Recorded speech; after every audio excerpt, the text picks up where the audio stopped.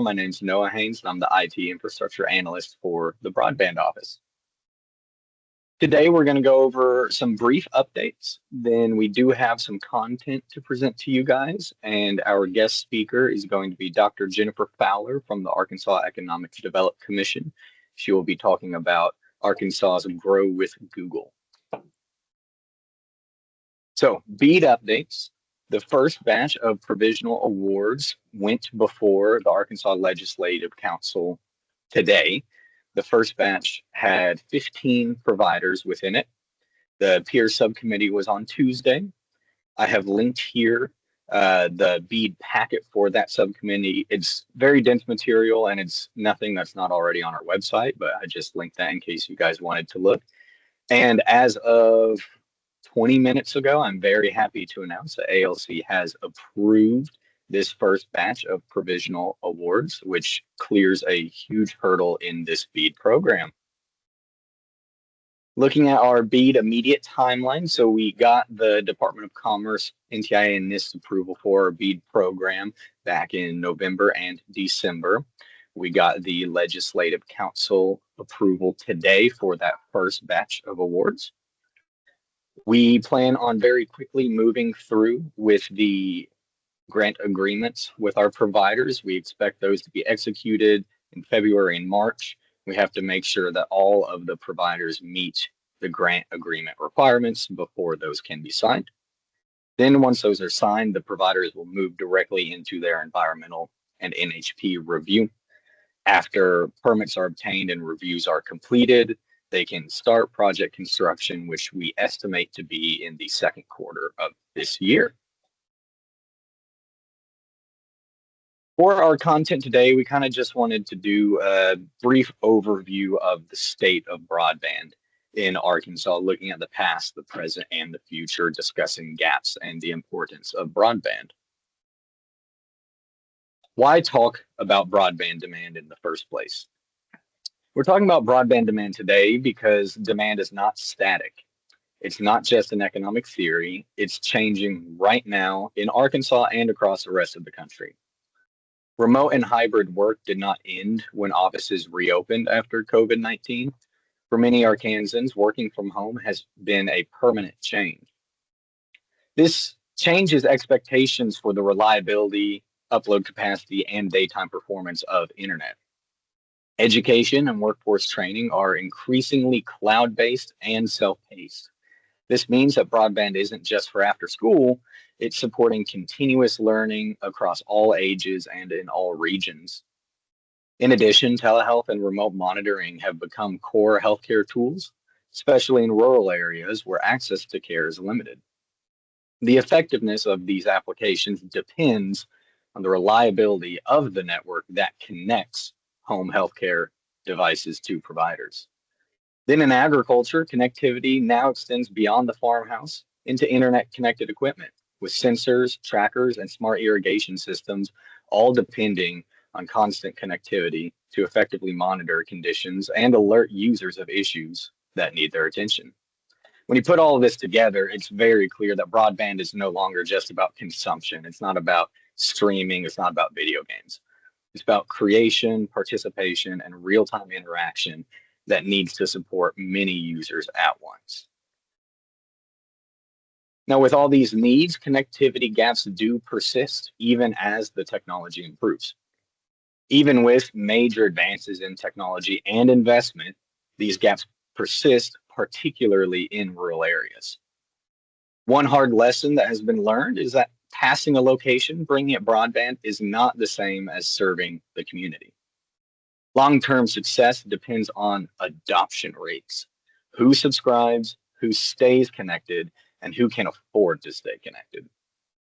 Research consistently shows that high adoption supports business growth and income growth, while low adoption can suppress the entire local economy. Cost awareness and digital skills all remain real barriers to adoption, even where the infrastructure exists today. That's why future-ready network design increasingly needs to account for scalability, resilience, and easy upgrade paths. These design principles allow networks to sustain long enough to see the community around it build awareness and digital skills to take advantage of this service availability. Now, we can talk about some positive news, some great things that are happening in Arkansas. You may not have known that Arkansas is actually a national leader in increasing connectivity. From 2021 to 2024, Arkansas was #1 in the nation for increased broadband connectivity. We did this with a 9% increase in connectivity, and the data stops at 24 because they haven't released the updated numbers for 2025 yet. This didn't happen by accident. The progress reflects coordination with state grants, federal programs, private investment, and local coordination by stakeholders like you. The Arkansas Rural Connect grant program is also actively connecting locations throughout the state. Over 127,000 locations have been funded through the 3 rounds of the ARC program. To date, 95% of those locations have service available. In our round 1, it's 100% of locations. In our round 2, it's 98%. And in our round 3, it is 74%. Between 2020 and 2023, more than 400,000 locations in Arkansas, representing over 1 million Arkansans, are going to gain access to modern broadband speeds for the first times in their lives. Past and current successes do give us momentum, but it also raises expectations for what comes next, and we are incredibly grateful to have a network like you guys to help us through these advancements and these times. Now, with that, I would love to hand it off to Dr. Fowler to talk about Arkansas's Grow with Google. Dr. Fowler, you can please take it away. All right, thank you. I do have just a couple of slides so I can show you guys some stuff. Is that all right? Yeah, absolutely. You can start sharing. All right, let me get my stuff ready. Okay. Screen. All right. Thank you guys for inviting me to talk today. Can you guys see my screen? Okay. Yes. Okay. So I just put a couple of these together because I wanted to be able to show you guys a couple of things, but I wanted to share this. I had a really good conversation with Cam about this recently. We entered into a partnership with Google back in October, right before the West Memphis data center announcement. And basically, this is one of their offerings that they're making to states where they are making investments in data centers, especially. And all it is they are providing us with 10,000 licenses that we can issue to Arkansas residents to get free access to all of the Google offerings on Coursera, which is an online learning platform. And other states have rolled this out, but we are the first state to allow full access to their Coursera catalog. So many of the other states are only providing access to a small fraction of the content. This is available to anyone in Arkansas that states in their application that they are an Arkansas resident and are at least 18 years old.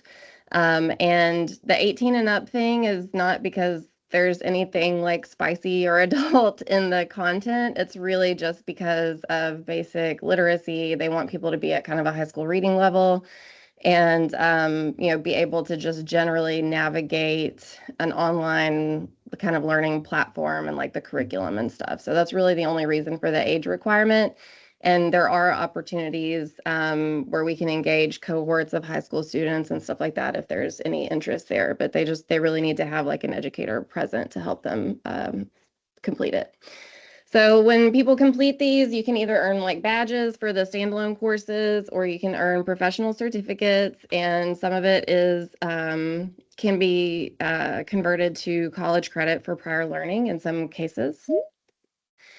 The essentials courses, there's 3 of those. I don't have a little graphic for the third one, but one of them is AI essentials, one is prompting essentials, and one is agile essentials.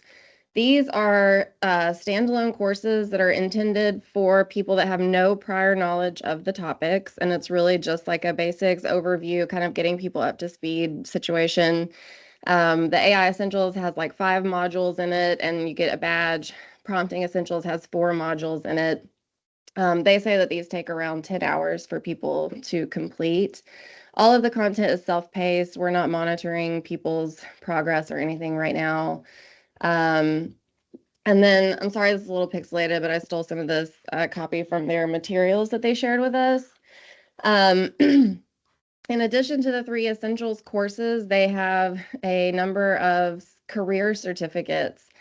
These are this is content that can, if you complete these, you can get an industry recognized professional certificate. And this is actually what like Apprenticely and lots of other registered apprenticeships use the Google content in Coursera already. So it is, recognized and respected in the respective sectors that each of these kind of fall under. So each of these are certificate tracks that have multiple courses within them. So like the data analytics one, for example, I think has 9 courses in it that you have to complete. So these are much more robust. It's still not as intense as like a college level class, like if you're enrolling in a college or university, or even like an online university necessarily. But it is much more robust than the essentials courses. And basically each one has, multiple courses. You're doing more assessments within each of the courses. And you have actual like capstone projects and things like that that you are submitting kind of along the way. These take much longer. It really depends on how much time people are committing, during the week. So if you have somebody that's really eager that is not currently working or otherwise, enrolled in school, they have a lot of free time. They're very eager to get this done. They could probably knock these out pretty quickly. I've been making my way through the data analytics one just kind of to see what the content is like because that is my domain expertise already. And so I'm just kind of logging in and going through it, maybe an hour every other week or something like that. And it's taking me, 6 months or so to kind of get through the 9 courses there. So it just kind of depends.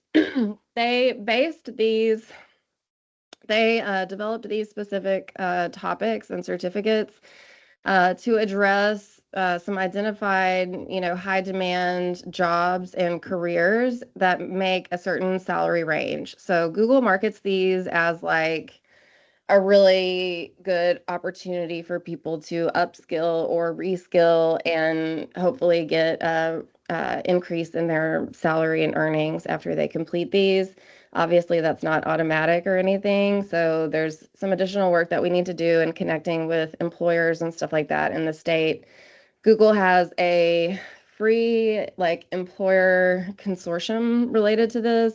They have not shared much information about that. I don't know what the specifics are yet, but from what I understand, there is some kind of online, job portal, talent marketplace situation where employers, like when you complete one of these certificates or badges, you can be listed in this portal or share your resume maybe, and then employers can find if they're looking for people with these skills.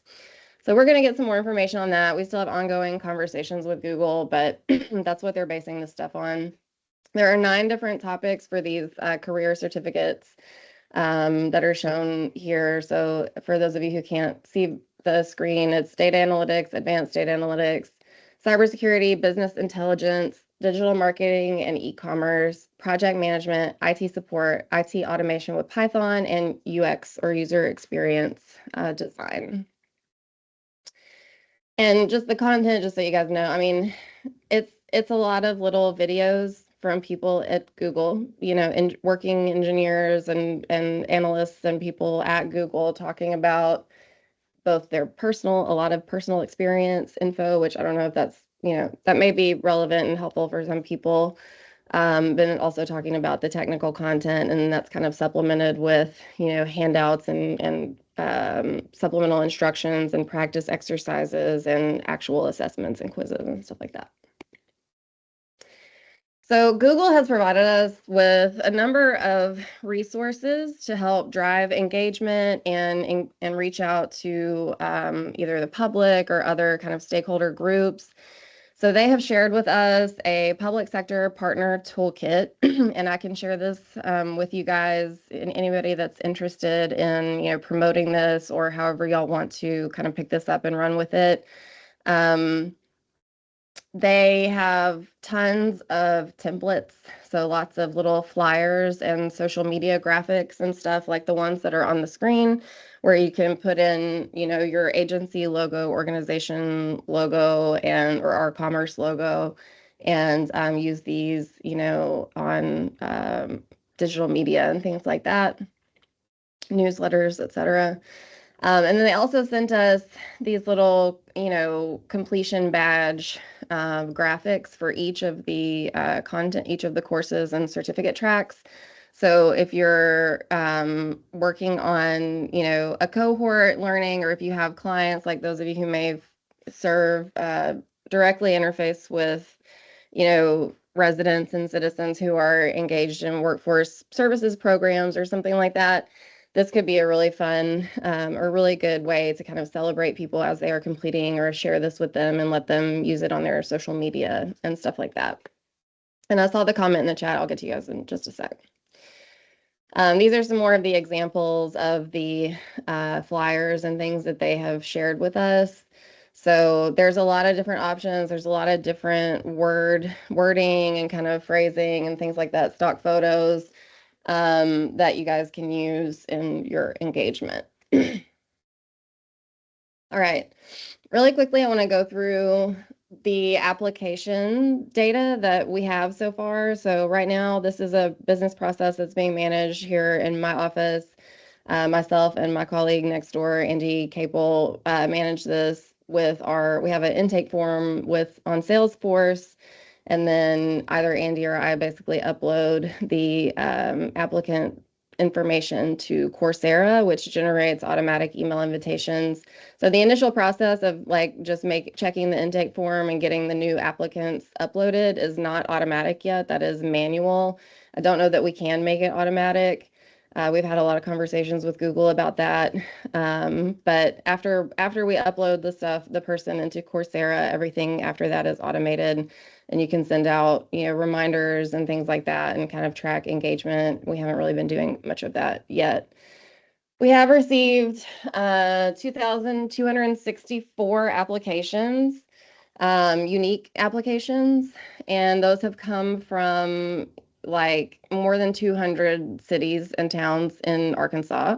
There are 46 cities around the state that have at least 6 applicants. The table here on the right is the top cities that have at least 30 people that have applied.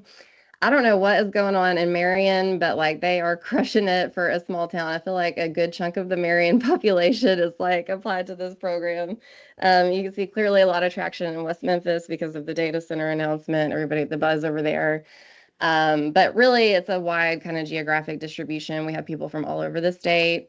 The age distribution is also very broad. So we have young people from all different age groups represented in the data. At least 615 of these people have indicated that they never completed an online course before. And there are about 200 of them that are actively enrolled in a college or university, and we are going to be slowly kind of migrating those learners over to their institutional programs, because Google has a different program for higher ed campuses and students that has a little more, it's a little more robust. It has some more resources and materials that they get access to. And it's taking up our licenses for, just our residents that are not enrolled in an institution. So we're going to be working on moving those students over and freeing up a couple hundred more licenses over the next couple of months. And here's some more of the applicant data. So we ask these questions on the intake form, very basic questions. What's your highest level of education? So more than 500 have a bachelor's degree. We have several that have advanced degrees, really a broad range of educational attainment in these people who are trying to learn some new skills. Employment status, overwhelmingly, the applicants are employed full-time already, but we do have a number that are unemployed or self-employed, and then the other category is like retired and stuff like that. And then one of the other questions that we asked, I put on there in the hopes that we might be able to do something about this, and I think this is a good opportunity for you guys potentially, is we're asking them, do they have access to high-speed internet and a computer to be able to actually do the course? And so this is intended to both flag in the user's mind that, okay, I'm going to need internet and computer, like remind them that they're going to have ready access to those. And also to give us a heads up to see if there are any people who really want to participate and don't have the means necessarily to do so. You can kind of do some of this stuff on your phone, but it's just really way better on a computer. It's a better user experience, and some of the plugins and stuff don't necessarily work well on mobile devices. So we do have some folks who have said, this bottom line, so 2,000, most of the applicants say that they have ready access to both, but there are 9 people who said they didn't have access to either one, and about 167 say that they use mobile devices. Some people say that they access the internet through the library or another public resource. So I know one of the things I've spoken about with Cam is we could actually hopefully connect these people that don't have, internet access or something to resources in their area to be able to get them connected and help them start their learning process. And so if y'all want to if anybody wants to pull up their phones and open this QR code or save this link, this tinyurl.com/GWG, that stands for Grow with Google, GWG Arkansas. That will take you to a blog on our website that I put together that answers some basic questions about kind of how this works and the application process. And we set up a email inbox here at the agency for general questions and stuff about the program. Right now, this just goes to me and Andy, but we are expecting to kind of get this better integrated in both the broadband office and workforce services or workforce connection. So we've had some conversations with Eddie Thomas and the folks over there too. But for now, questions for the public, I would prefer you guys share this email, the aedc.google@arkansas.gov, and one of us will respond. And then this is my personal email. If any of you guys want to reach out to talk about setting up some cohort instruction or special programming, or if you'd like to get the toolkit and any of these other resources. The only other thing I will say is that Google has requested a approval. We have to get their kind of blessing on public-facing content, press releases, and other major kind of social media pushes. As far as I know, we can use their approved graphics, but I'm just going to check with our contact there and get some guidance on that. But if you're going to be doing any level of like a press release or kind of a major engagement push, we need to give Google a little bit of a heads up. And for press releases, we have to get their approval. They ask at least 5 business days in advance. So just keep that in mind. But as long as we're using their logo and stuff like that, we have to use their approved branding. If you don't put their name or their logo on the post, then we don't have to worry about approvals and stuff like that. So that's the rundown. I'm happy to take any questions if you have some. Fantastic. Thank you so much for coming here and presenting that. I love this program. I've actually participated in it already. It's such a fantastic opportunity to get these certificates and these skills that make people so valuable in the ever growing technological workforce. It's a fantastic opportunity, and generally there's a barrier to getting this type of education. It's financial, but because of this program, many people don't have to deal with that financial barrier anymore. So I'm super excited about this. It's absolutely fantastic. It is a really good, opportunity. And sorry. The only other thing, there's a couple, let me just go ahead and say a couple of our frequently asked questions because we get a lot of emails from folks. I would say the number one is like, is there a time limit or something like this? Everything is totally self-paced. We have 10,000 licenses. Google had told us no other state has gotten anywhere close to using the full 10,000 at one time. But also no other state has done the industry certificates, has provided access to those. So usually other states are only doing either all of the essentials courses or only the AI essentials, like the one course. So doing the certificate tracks is a little bit messier because it takes a lot longer. And, there are people that are asking, like, if I don't finish it in a certain amount of time, am I going to get my account removed or something like that? We are not planning to do any of that at this time.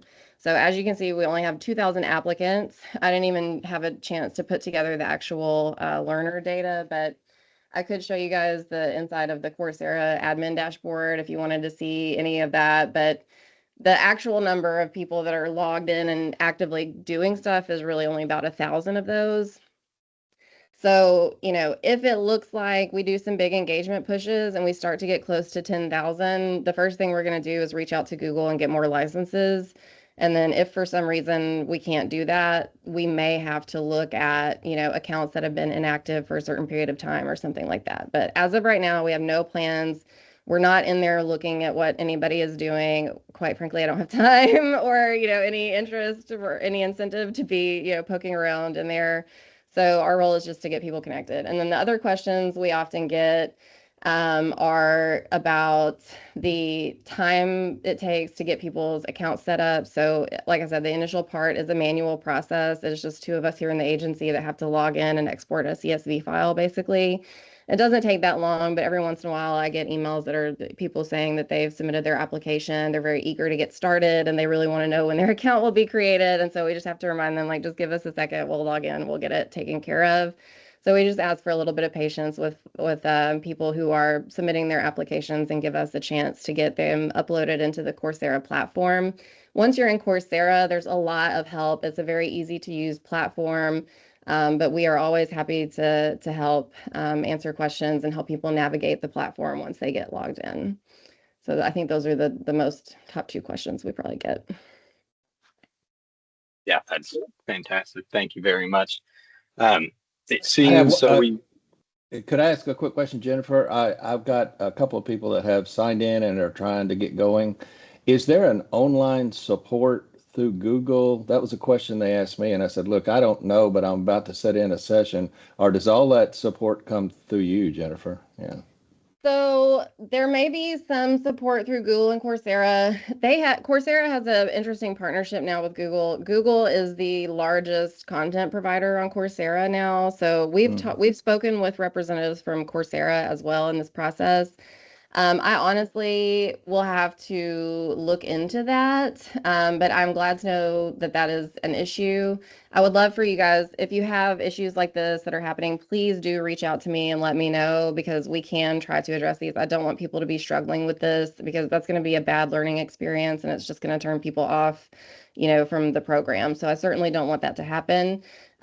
We could also do something like we could probably put some videos together, little tutorials, if you think that would be helpful. And we could post those on the Commerce website just to help people get started. Like, here's how you log in and set up your account. Here's where you go find a program to enroll in. Do you think that would be helpful? Yeah, I think you've got a mix of people, and it's amazing. Some of them, it's the first time they've ever done an online event, so that's an exciting thing anyway. And I would say even the ones of us that think we're pretty good at it, I think it's not as simple sometimes. And I'm assuming you guys have some way for feedback to come to you. Our network here would be one, obviously, but just I think anytime you try, and I'm like, no, I think this is fantastic for the state of Arkansas. I think it's something that we need to do. Now, I joined this group because of the hardware side, okay, but I think Google jumping in is a great deal. So, and you mentioned something that is true. You don't want it to be a negative experience right off the bat, and we just have to recognize that and I speak openly, a majority of the folks this may be the first time they've ever tried anything online. We just have to be sensitive to that. I mean, I know you know that, yeah. Okay. And I think there is an opportunity, like I said, for kind of in-person cohorts, and Google has told us, like, there's been other groups in other states that have gone after grant funding or like WIOA funding to roll out workforce programs that for either targeted, special populations of people or something like that. So that is another opportunity, and they said they would totally help us think through, an approach depending on what the scenario is. So there may be some cases where we do have a learner population, especially among older learners or people in rural areas that may not have a lot of experience with online courses and online platforms, just navigating those. We can totally set up an in-person training cohort, and we've even talked about doing some like train the trainer type stuff where maybe we could have librarians or somewhat scattered around the state or something like that and be like, hey, let's just train a couple of people in this community or in this area where there seems to be a lot of interest, and make sure there's somebody locally that has the awareness of the platforms and maybe even administrator privileges or something to be able to log in and get people help while they're in person. We are totally open to all of this. So we threw this together in a rush to meet the deadline for the press release for the data center announcement. And we have done zero public, anything on this. So we're really excited to kind of really formally launch this, and we're looking forward to you guys' partnership and help in engaging people. That's good. I had one other question, Noah, and it was more on the broadband measurement of the 9%. I've seen that before. Just curious, is that we've raised ourselves 9%, we're still 50th in the state or in the world, or where were we, if you look at that metric overall? Yeah. That's a great question. And I'm glad you and Jennifer were talking, because I had seen that in the chat and I was doing research while you were talking. Yeah. But so right now with our recent connectivity advancements, we're sitting at around between 55 and 60% total of the state is connected, which is pretty middle of the pack as far as the national numbers. The highest state in the state I'm looking at is New Jersey, and they're sitting at like 70% total. And the lowest is Wyoming, which is in the 30s. So we're pretty middle of the road for that. Okay, thank you. And then also in the chat, we have a lot of people wanting more information about the program, and you shared your email. I will make sure to include your contact information in the follow-up notes that I send out. We do have someone wondering if they can call you, if you have a phone number, or if email is preferred. I prefer email just because I'm in and out of the office a lot, so it's going to be hit or miss if I'm available. So you can here's my personal email or my work, email in the chat, and y'all can reach out to me with specific questions and stuff. But if you're going to be sharing anything publicly, like in a blog post or social media post or something like that, I would prefer that you use the aedc.google@arkansas.gov. And because I'm at AEDC, I'm sorry, but we have those weird .com email addresses. So just, I don't know why they want us to look like we're a business or whatever. So yeah. But yeah, those are the two addresses that you guys can reach us at. Thank you. And while we were talking, Cam dropped a different report in the chat. So I love comparing all the different reports as far as broadband connectivity, because they all have slightly different numbers. But in this report that Cam found, we're 18th in the nation, so a little better than the middle of the pack. And then you may have already answered this, Jennifer. Sorry if I missed it, but we do have someone asking if the certificates are recognized by the Department of Labor as industry recognized certificates. They are not like officially like a technical certificate or certificate of proficiency. So I would say no, but they can be embedded in programming that is DOL recognized. So like I was saying about the registered apprenticeships, you can use the Google, like the industry certificate track for a particular topic is typically sufficient as the entire classroom portion of a registered apprenticeship for that occupation. So if you are interested in learning more about that, I can put you guys in touch with Apprenticely, because they have really been kind of leading that portion of and really have been driving that usage of that content for even before we started this program. So yeah, it's not a fully recognized like, official certificate of proficiency or something like that, but it can be put towards a DOL recognized credential, if that makes sense. Absolutely. Thank you. And we have another report in the chat for how Arkansas compares. Sometimes I spend just my entire weekend looking at all the different reports and stuff, and I love to see everyone sharing it. But we will stick around for a couple more minutes in case more questions come up. Like I said earlier, I always send out notes following these calls with all the information. We really appreciate you coming and sharing about this wonderful program with our Broadband Leaders Network. It's fantastic. You guys are doing great work. We really appreciate it. We appreciate you guys too. Happy to help and happy to talk to you guys. Please don't hesitate to reach out. Thank you. Okay. We do have another question in the chat. It says, what was the Stat Center announcement? I think the data center. Yeah. Yeah. So Google is the announcement was in October.